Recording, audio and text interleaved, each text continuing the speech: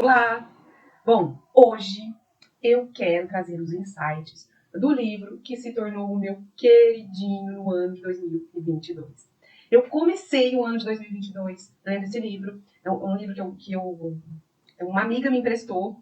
E eu comecei a ler despretensiosamente e eu me apaixonei pelo livro. E desde então, eu recomendo essa leitura para todo mundo que está no ambiente organizacional, principalmente para nós, profissionais da área de recursos humanos. Que livro é esse? O livro é A Regra Não Ter Regra.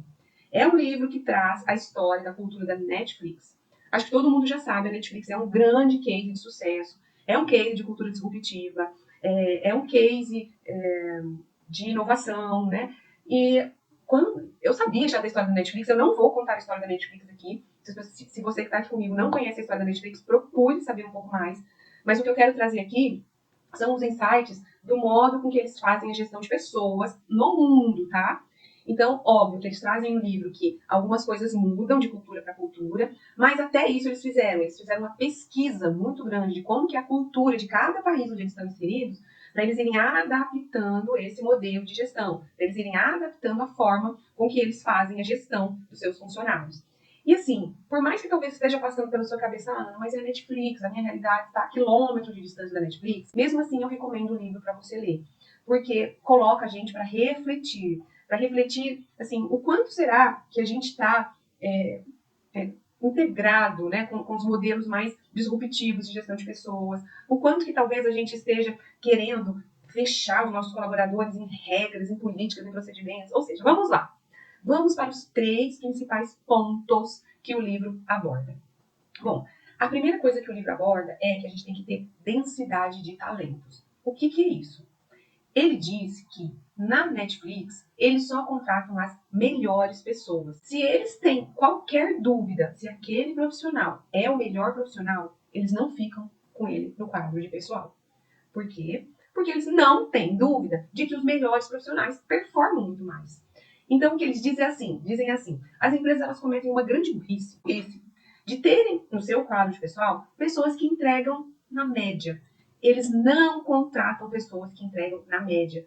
A média, gente, é a mediocridade. A palavra mediocridade vem de média. Eles não querem ter pessoas que desempenham suas atividades na média. Eles querem ter pessoas que performem, tenham competências, tenham habilidades acima da média. Por quê? Porque se eu tenho um profissional na média, vezes para escrever um roteiro de um filme, eu preciso de 2 pessoas. Se eu tenho esse cara, esse profissional que performa acima da média, ao invés de ter 2, eu vou ter 1. E aí vamos trazer para a nossa realidade, né? Eu trabalho numa fábrica. Ao invés de eu ter um operador que opere na média, se eu tiver o melhor, ao invés de eu ter 10, eu posso ter 8, eu posso ter 7. Então é a primeira mudança que a gente precisa ter, porque eu preciso dizer aqui para vocês. Eu tenho visto muitos gerentes de fábrica, gerentes de produção, linhas, né, de frente aí de operações, falando assim para mim, Ana, aquele profissional não é o melhor, razoável, ele é medíocre. Eu fico com ele porque, não me dá trabalho, ele já tá aqui há tanto tempo, eu vou conseguir algum outro melhor que ele? Na Netflix, esse tipo de pensamento não existe. Eles querem os melhores, eles querem o ponto fora da curva. E eles passaram por essa transformação, eles já tiveram um momento em que eles contratavam, assim, que eles tinham, sim, um medíocre.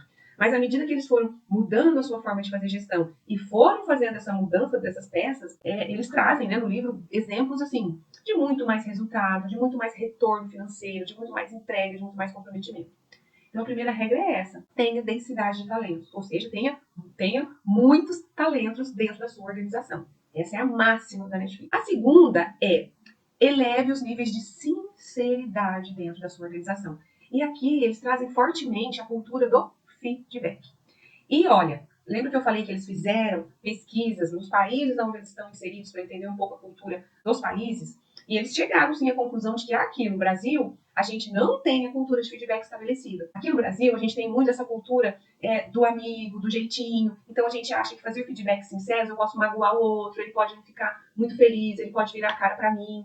Então eles identificaram isso. Mas nem por isso eles deixam de incentivar fortemente a cultura de feedback, inclusive aqui no país e em todos os lugares do mundo. Na verdade, não é a cultura de feedback, é um elevado nível de sinceridade. Aí, assim, não existe lá isso de eu não vou falar na real como aquela pessoa foi na reunião, porque ela vai se sentir magoada. Não, porque eu não fazer isso, eu vou estar sendo insincera, eu vou estar falhando com a verdade para aquela pessoa. E, de novo, Eles construíram isso. Então, no livro, eles trazem também uma série de exemplos, de momentos, em que isso foi problema para eles. Né? Então, uma pessoa falou alguma outra coisa para outra, que se sentiu magoada, que se sentiu ofendida, mas aos poucos eles foram aparando as arestas, de forma que hoje, todos os líderes, eles incentivam, eles estimulam que os seus liderados façam feedbacks para eles. Né? Então, um líder, o tempo inteiro está falando para o seu subordinado, ó, o que você achou de mim naquela reunião? Ah, como que você achou que eu conduzi aquela conversa? Ah, ó, olha esse trabalho aqui que eu estou fazendo, esse projeto, o que você acha? Então, o líder estimula isso e, óbvio, que ele não pode, se o liderado falar, ó, chefe, você não foi bem naquela reunião, você se estendeu, ou você não agiu com inteligência emocional, você se exaltou, você foi rude, grosso com o fulano. O chefe não pode achar isso ruim, né? Porque o chefe está incentivando. Tudo aquilo que vem de maneira sincera, de maneira verdadeira, é para o crescimento, para o desenvolvimento de todo mundo. Então, assim, vale muito a pena a leitura. Essa parte dos níveis elevados de sinceridade, nossa, para mim fez tanto sentido, porque dentro das empresas que eu trabalho, eu sempre incentivo muito essa jornada de construção de uma cultura de feedback. A gente tem diversas ferramentas, né, que mostram para a gente que quando os nossos colaboradores recebem feedbacks genuínos, sinceros, verdadeiros, o nível de satisfação desses colaboradores, o nível de engajamento desses colaboradores com a empresa é muito maior. Então, várias pesquisas mostram isso. E aí, o livro só veio reforçar para mim isso, que é algo que eu verdadeiramente acredito. Terceiro ponto que o livro traz é a coragem de remover controles. Afinal, o livro se chama A Regra é Não Ter Regra. Vejam bem, se eu trabalho com uma densidade de talento, se eu trabalho com os melhores funcionários, melhores colaboradores, melhores profissionais do mercado, vocês vão concordar comigo de que para que eu preciso ficar colocando uma quantidade enorme de controles em cima das pessoas? Agora pare e pense aí no seu ambiente organizacional, na sua empresa. Existem muitos controles? Existem muitas regras? Você vai chegar à conclusão de que sim. A não ser que você trabalhe já numa empresa mais jovem, uma startup, alguma coisa assim, pode ser que você não se identifique com isso. Mas na minha realidade, eu tenho certeza que é a realidade da maioria dos brasileiros, a gente não acredita nas pessoas, a gente desconfia das pessoas o tempo inteiro. Então, o que a gente faz? A gente coloca 1 milhão de regras. Então, tem regra, quanto que você pode gastar no seu almoço, de que forma que você tem que registrar a sua jornada de trabalho. Tem regra de como você se comporta em tudo dentro da empresa, para usar o refeitório, para ir no banheiro, tudo. Primeiro, eles trazem que ter esse monte de regra, já tem gente gastando tempo, gastando inteligência, gastando cérebro para criar as regras. E depois a gente tem um monte de outras pessoas gastando o seu tempo para cumprir as regras. Então a Netflix, de novo, ela foi aos poucos tirando todas essas regras. E o que ela foi fazendo? Ela foi empoderando e colocando responsabilidade no colo dos seus colaboradores. E eles trazem que à medida que a gente vai colocando responsabilidade na mão do colaborador, cada vez menos ele quer decepcionar. Porque ele está vendo o quanto que o outro está confiando nele. Então, o meu chefe chega para mim e fala, olha, Ana, você vai para uma viagem, você vai fazer um curso e você vai gastar o dinheiro da empresa, do seu almoço, do seu café da manhã, no hotel que você vai se hospedar, como se ele fosse seu. A gente tem certeza de que você não vai fazer diferente. Eu confio em você. Com certeza, na hora que eu estiver lá, no restaurante, eu vou pensar nessa frase. Né? Ah, ninguém nunca cometeu gafes ou ninguém nunca deslizou na Netflix? Com certeza, sim. Mas aí, essa pessoa que comete a gafe, que comete o deslize, vai ficar no quadro da empresa? Muito provavelmente não. Muito provavelmente essa é uma pessoa que vai ser expurgada do sistema naturalmente. Então, eles tiraram regras simples, como essas, por exemplo, que eu citei. Não tem regra de quanto você pode gastar de almoço e café da manhã. Não tem regra de quanto você pode gastar no hotel que você vai se hospedar. Não tem regra do horário que você marca o seu registro de ponto. Não tem regra nem para férias. Vocês acreditam nisso? É óbvio que, de novo, eles estudaram a cultura dos países. Tem país que tem legislação, como o nosso, que obrigatoriamente todo mundo precisa tirar férias uma vez por ano. Mas eles não ficam controlando assim, sabe? Ah, tá bom, então você vai tirar férias? Você vai tirar quantos dias de férias? Você vai tirar 10 hoje, 20 amanhã? Você vai tirar 30? Você vai tirar que mês do ano? Não. Eles empoderam os colaboradores de uma forma que eu sei que eu tenho, na nossa legislação, na verdade, a gente tem 2 anos, né? Eu sei que eu tenho 2 anos para tirar 30 dias de férias. Agora, como que eu vou fazer isso? O problema é meu, a responsabilidade é minha. Eu sou um talento dentro daquela empresa. Eu estou sendo visto como um ponto fora da curva. Eu vou desperdiçar isso? Né? Então, essa forma de fazer gestão é você demonstrar nitidamente que você confia naquela pessoa, faz todo sentido. E aí eles explicam também um pouco a questão de forma de remuneração dentro da Netflix. Eles têm uma política lá, obviamente, não podia ser diferente, de pagar os melhores salários.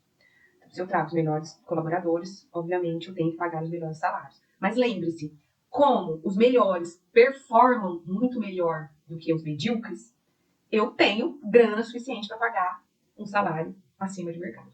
E uma coisa muito legal é que eles estimulam os colaboradores ao tempo inteiro ficar olhando para o mercado. Então eles falam assim, eu não quero ninguém aqui que não esteja satisfeito em estar aqui. Eles até incentivam os colaboradores a buscarem oportunidades no mercado. Eles falam, ó, se você entrar lá no LinkedIn e ver uma vaga que você achar interessante, se aplique na vaga, se candidate na vaga, participe do processo seletivo e veja o que eles estão fazendo lá, que a gente não está fazendo aqui, e traga pra gente.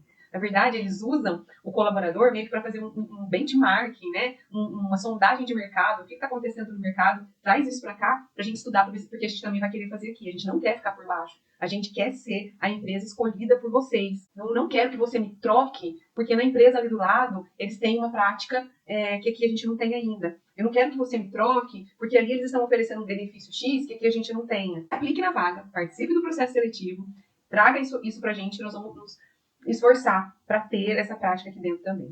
Então, gente, é um livro que minimamente nos bota para pensar, principalmente nós profissionais da área de recursos humanos. O quanto de paradigma a gente tem que quebrar, o quanto que a gente precisa desenvolver a nossa liderança se a gente quiser construir uma ponte, né, mais saudável, uma ponte de atração de melhores profissionais, uma ponte onde os nossos melhores colaboradores escolham ficar com a gente, independente de qualquer coisa. Né? Eu já ouvi algumas pessoas falando assim, eu detesto a palavra retenção, porque retenção parece que a gente está amarrando o colaborador dentro da empresa, no pé da cadeira, e não quer deixar ele sair. Então, é isso que a gente não quer, né? Eu quero ser uma excelente empresa para que eu seja a escolha daquele colaborador, independente de qualquer coisa. Então, não é reter, mas sim ser escolhido. Vale muito a pena a leitura. Leia de coração aberto, porque tem hora que a gente pensa, isso aqui é loucura, isso aqui não serve para mim. Então, leia de coração aberto e minimamente comece a desafiar algumas coisas dentro da sua empresa.